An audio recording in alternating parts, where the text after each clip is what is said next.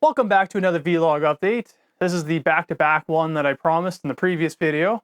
And I just wanted to kind of go through a short story of some of the experiences that I have had with some of the interactions that I've had. Now keep in mind, this isn't the full, this isn't all the experience that I have. These are just more so the ones that I got that didn't quite work out the way I was hoping, and kind of the lesson that I believe that I got out of it that kind of, told me why it didn't work. Why I think it didn't work. Now, obviously, there's two sides to every story. They may have their own version or their own side of it. I don't know what that is, but in any case, let's just get into it. So I do have some notes I'm going to be referencing to, so don't mind if I'm jumping around. I want to try to just keep this on track and not let it be any longer than it needs to be. So the first thing I want to talk about is kind of the pre-COVID scenario, and because I will make a special note about the COVID thing after. Originally, when I got started, I knew I wanted to get out there and just help companies, more specifically. I was kind of aiming for the restaurant crowd because I knew they didn't have a lot of marketing dollars, and I figured that they would be the perfect market for me to get experience with without expecting to have to charge them an arm and a leg or whatever it may end up being for a proper production. And then a lot of that content could tie in well with other future stories I'd like to tell, and I'd have those connections already with me. I do get not everybody has a 5-figure marketing budget, and but that doesn't necessarily mean I want to just leave them out. But in any case, though, I was debating whether or not I was going to use names in this. So I'm going to probably keep it at a relative minimum or not put too much emphasis on any name. But I do want to kind of, whatever.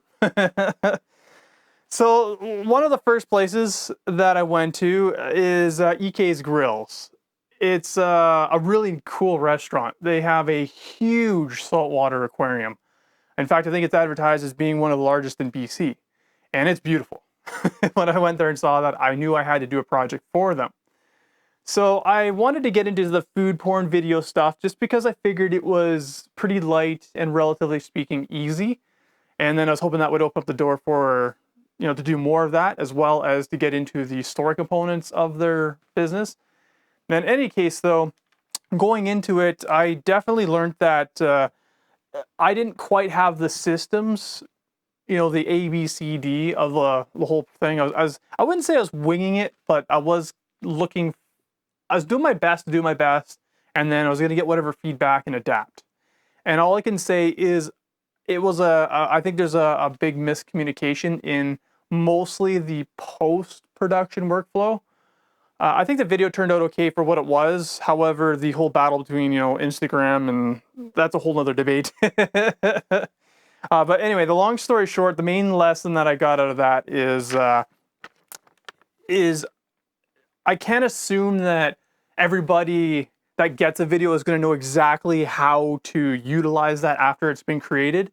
And I know there's a lot of examples that I've heard and I've seen where it just doesn't get utilized in the right way, or doesn't get uploaded in the right way. In this sense, there was a lot of technical concerns, more so than anything. And I think that kind of, through the emails, it just, I don't know, it just didn't work out. At the same time, I went to a coffee shop, Pulp Fiction. I'm not a coffee drinker myself, but I really got to give them a lot of kudos for the decor. It's something you really got to see for yourself, but it's a bookstore with a theme, and it's kind of cool. So I wanted to go in there and just, obviously I think there's a story to be told, and I just figured, again, the food porn thing would be a good sort of avenue. But I think I ran into the same sort of problems with EK's Grills, where after the project was done, the communications on how to implement it correctly, it just wasn't quite there. In this example, I was directed to somebody else that was supposed to take care of it, but this person never did get back to me. And so I think in that case, that was it. I mean, I posted it on my site, but I don't think they did anything with it on their end.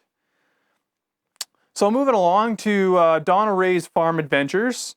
This is a startup example where it was their first year into it, and I mean it's a pretty cool idea. They have a petting zoo. They got all all those sort of things, but they also have like a hedge maze, and it's like a really good family place. And again, classic place where I figured I can get a good story out of it, get some experience, and it'd be a win-win. Like again, all these videos I'm doing here at this point were definitely free. The guy, he's actually got video experience, so he was quite aware of what it was going to take to make it work. And even he admitted many, many times that he doesn't quite have the time. But I was free to kind of go in and try to do something and see where it lands. The biggest missing component I think that was missing in that video was the actual story. Like I did like a 1-minute B-roll montage of it, but I guess it was okay for what it was. But I still wanted to actually have voiceovers. And in that project, I wasn't at the time, or even to this day, too confident on doing my own voiceovers. It's not that I would be like against doing it. I just want to make sure that if I do a voiceover, that I have, the right facts. It's not my interpretation of what I see of a business. I really want to make sure that what I'm saying is, fitting, what they believe that their business does as well. You know what I'm saying? So the major lesson that I got out of that is I got to make sure that they have time to actually do a video project. It does vary from project to project. I know, like it takes time. Most of the time is in planning, but I'll get into that into a later example. Actually, I'll get into it pretty soon here. 1 second. Let me just take a drink. I like to drink tea when I do this. It's warm and it kind of helps soothe the throat. Lots of honey. Green tea. What's there to say about that? All right, so right around this time, I was looking to network into local creators, and I should have wrote this down, but there's a local film place, if you will, where they basically try to collaborate and whatnot on things. They have a studio and all that stuff. I haven't used it. Anyway, that's not really what this is about.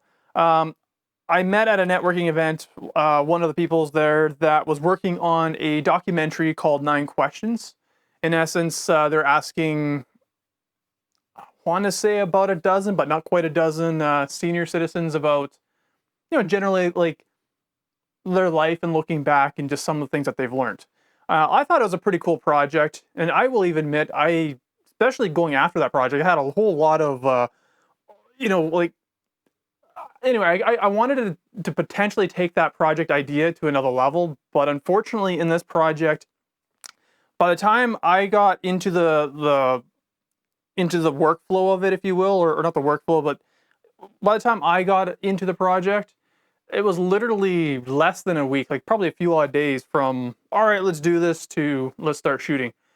They were saying they had some delays with finding a camera operator and just, things like the whole project was getting bumped along and they wanted to kind of have it finished soon. Like they just wanted to get it done. But anyway, the thing and the lesson that I learned out of it is we didn't really put a whole lot of time in pre-production. I didn't really know what exactly the kind of look they were going for or anything like that. Like we just never had that conversation. We had a coffee and that was about it. And I was under the assumption that I was going to be working with somebody else that would probably take more of the lead on the creative look, if you will. However, that didn't work out and I was able to do the whole thing. Now, I will admit, I was pretty stoked about that. I did my best to make it all look good, and I think it does. But again, how it ended up looking, maybe, I think it was different than what the director wanted. And again, that was just more of a miscommunication in pre-production. So unfortunately, I mean, the project got done, it got, whatever, but it's really important that the team is on the same page with, because it's just, all it takes is little details to really affect the whole, like, oh, this isn't what we really wanted. Anyway, let's move on here. Okay, so another really cool project that I was working on was with Kelowna's Resort Accommodation. I know the guy from work, and I bumped into him one night while I was taking photos. Long story short, he ended up giving me the key, And the whole idea was I was going to go up there and just take different kinds of photos, time lapse and whatnot. And he was very generous about that. I was really surprised and really appreciative of that. However, the photos were more of a hobby thing. And actually, a cool thing about the photos is actually that whole project pushed my photo skills quite a bit. If it wasn't for that, I don't know where I'd be. Well, I'm sure I would eventually learn. But anyway, what I really want to do was video. And this was in the winter time, and for the most part, I was waiting for better weather. And anyway, the long story, I had a lot of ideas that I wanted to do with it, and creating a project over, I think it was like a 9-month period of time, is just way too long. The lesson I learned out of it, I got to have a clear time frame when it needs to be done, so that way I can go, okay, well, all this doesn't really matter because it's not even an option on the table. Let's just do something in this, and then if we want to explore future options, that is obviously still on the table. So anyway, I held on to that for a little longer than I probably should have, and I don't think, when it was all said and done, I don't think I quite delivered quite as well as I was hoping to. Now, mind you, the whole thing was a learning experiment, if you will. I mean, like, I could go on into a whole lot of other lessons, but again, just to keep the one short, it was definitely an opportunity that I appreciated, and one that I learned a lot from, and I hope that I can move on and do a better job next time. Okay, so another one that came up, I'm kind of doing this in I am trying to do this in chronological order. The next one that kind of came up was Okanagan Foodie tours. The idea behind this was, I've never done one before, so I don't remember what it was that really sparked my interest at first. I just figured it would have been a really good run and gun type video project, because it'll be on the move. We'd be going to half a dozen restaurants, and it would involve trying to tell a story on the go, and that's kind of what I was looking forward to. However, okay, so the goal was I was to do to go with them on a tour, and she was, out of her pocket was like, oh yeah, we'll feed you, we'll take care of you, whatever.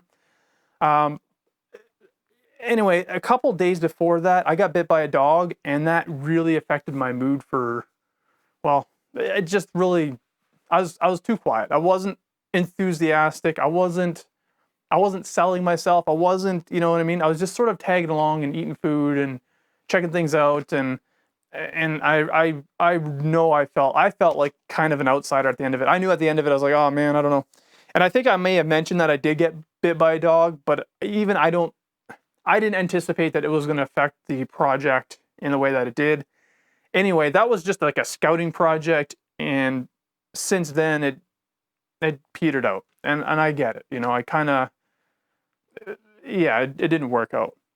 So I mean, like, the lesson that I got out of that was I just need to be a lot clearer if there's a problem or an issue that could affect a project, so that way we can figure out a solution to it, or at least manage the expectations. Because it's not to say that that project couldn't have been done with the desired outcome in mind.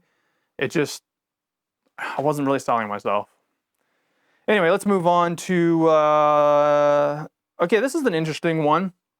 I don't want to get into this. I don't want to really talk about a lot of details on this one, but the company that I worked for, we went on strike.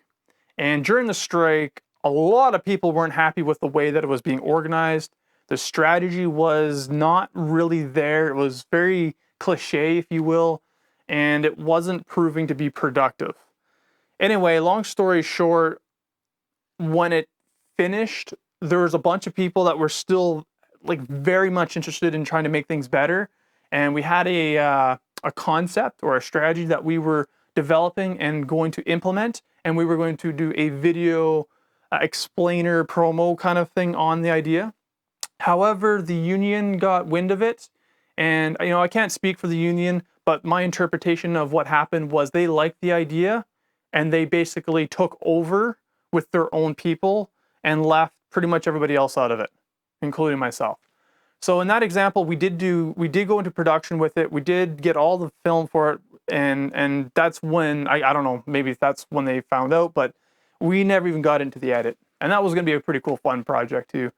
However, there was nothing there to show. So that was work that I got nothing to show for. So I can't really say there's a lesson in that. I think, I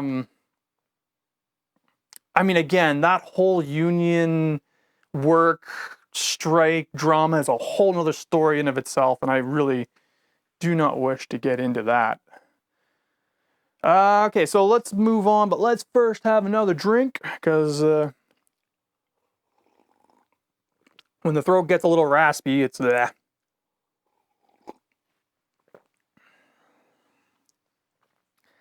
All right, so at this point, we're kind of, I guess the time of year doesn't really matter, but doesn't really. All right, so coming up, All right, so the next project that I was working on was a very last minute idea, if you will. There's a new organization in Kelowna called Green Okanagan, and I think the background of it all, like, I really support it. I really wanted to help them out and whatnot. But again, this is like a startup, and they don't have the video experience or the workflow. So anyway, it caused some issues. Anyway, they were hosting a political debate, excuse me, and there were supposed to be 4 people there and the host. I didn't have the equipment to mic them all up, and being last minute, I just figured, you know, what if I just recorded a wide shot, get sound, and it would be better than a cell phone, and something that we could just put up on Facebook for people that couldn't come. Now, what they really wanted was somebody to do something live. Now, I don't have a live workflow, so that was something I couldn't do. So they ended up using their cell phone, and I mean, the quality of mine was way better. Anyway, so I go home after that. I actually took like an hour-and-a-half video, and I cut it up into about a dozen or so different questions that they had. You know, so I had like the introduction and the exit, and you know, and I just wanted to break it up and make it tighter and cleaner, so it's easier for more people to watch. And so then I asked if I could have access to their Facebook account to start uploading the content to, and I think they had a problem. And you know, I get it. You know, if they've never done it before, sure, I get it. But I've done it with other accounts, and it's really standard workflow for me. There's no sense me uploading it to the cloud and then hoping that they will know what to do with it. It really is a lot easier for me to quite literally manage that whole process. You know, I could even upload it, get it all set up, and not even hit public yet. You know, if that was part of what they wanted to, right? Like, they wanted to check it out, make sure they're good with it. But in any case, though, the part that really bugged me was after all that work, she told me that you know, just don't worry about it.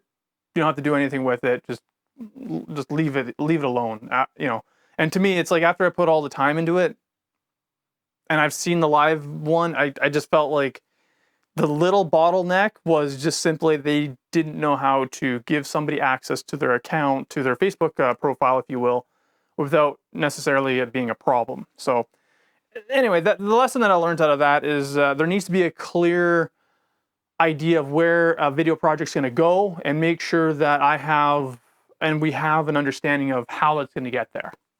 Because if it doesn't go anywhere, and if it's, yeah. Anyway, let's move on. So moving along to Kelowna Instaprint. They are a local print shop in Kelowna. And what made it really appealing to me was they've been in business, again, I'm not telling their story, but they've been in business for a long time, and it's family owned and operated. And I really liked that whole concept. I thought there was a really good story in there.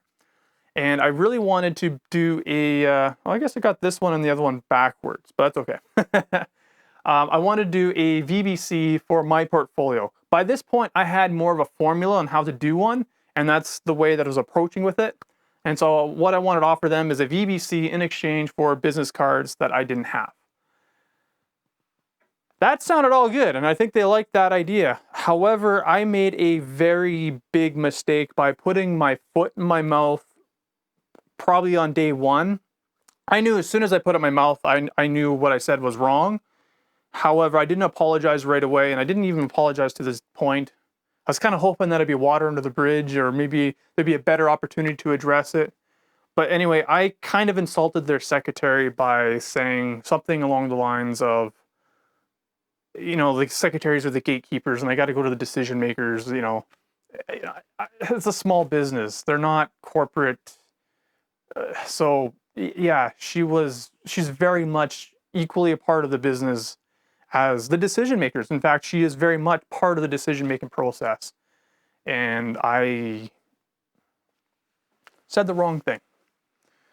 So that's the thing that, I got to be mindful of. I can't guarantee that I'll never, or I'll always never not say the right thing. I know I can be very direct at times. All I can do is, if the next time I do it, I just got to make sure I catch it and try to deal with it right away, as opposed to just let it linger. Anyway, let's just move on here. Okay, so the next one is Steamate. I actually did this one before. A buddy of mine's got a car cleaning, steam cleaning company. He's in a startup phase, and I figured, I was going to help him out with, because he doesn't have the experience, so I was just going to help him out with giving him my 2 cents. I like to talk about business, so it was really no sweat off my shoulders. But in pertaining to the project itself, I think the project went okay, pretty good for what it was. I think it was at the end of their year. It wasn't an ideal situation. But anyway, the lesson that I learned from that was it was definitely. What did I write here? He didn't have the resources, and because a lot of things were new to him, it's not my job necessarily to go in and help a startup company. If they have experience and they have the resources, like there are lots of companies out there that always do startup. Like there's any new idea and any new company is a new startup.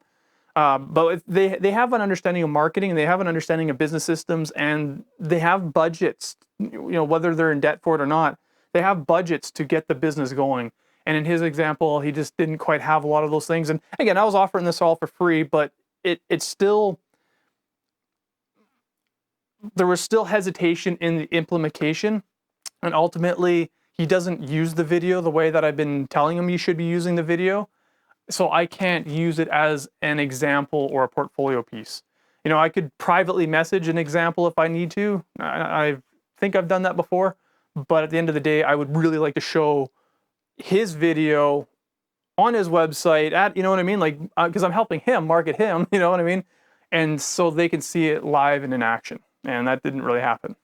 Anyway, if you're watching this, I still like to help you, but we gotta. Some things didn't quite go the way I was hoping they were going to go. All right, so that was all pre-COVID. So this is now more recently. This is essentially, yeah. Let's just get into it. So this is after the COVID, or right during, I would say. I wanted to create. Okay, there's a company that's like literally like 2-minute walk away from my house. They're third space charity and a coffee shop. And essentially the proceeds of the coffee store go into the charity to help give people that need certain counseling, make it more affordable and easier for people to get that sort of service. Anyway, long story short, as you're aware, I'm definitely really deep in psychology, and I think what they're doing is really good. And I saw a really good opportunity to help them by helping me, because I get to create content that I can use as an example. And the offer that I was kind of lingering on is I was going to give them the full package. I was thinking a couple of VBCs, I was thinking explainer videos, testimonial videos, event videos, and this would be my way to essentially help give back and like help the community. And in my sort of fantasy world, if you will, I was hoping that if that was true, if we were to go through all that, I get to know them well enough where I can help them market and grow what they're doing and be a part of what they're doing, essentially. Anyway, that's a whole nother thing. Unfortunately, and this isn't really a lesson, but this is just kind of what happened, was COVID hit. I think they're still in business, but the person that I was coordinating with, from what I heard, or from what I got in an email, was she no longer works for the company, and I didn't have any other connections to go by, and with everything being messy with COVID, I don't know where that's going. I would still like to do that, but I don't know how to approach it anymore. And that's kind of why COVID is a bit of a pain right now, because it's really hard to. Anyway, I'll address that in a bit. Give me 1 second to get another drink.